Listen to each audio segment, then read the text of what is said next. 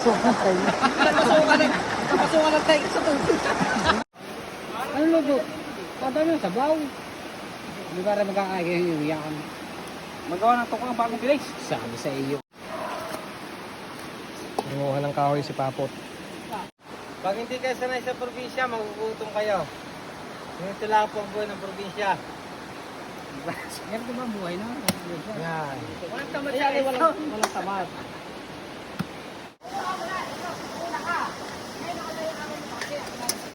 Ano po ang Sharpen the Blade? Dubs TV! Dubs TV. Magkakaya din ng dalawa.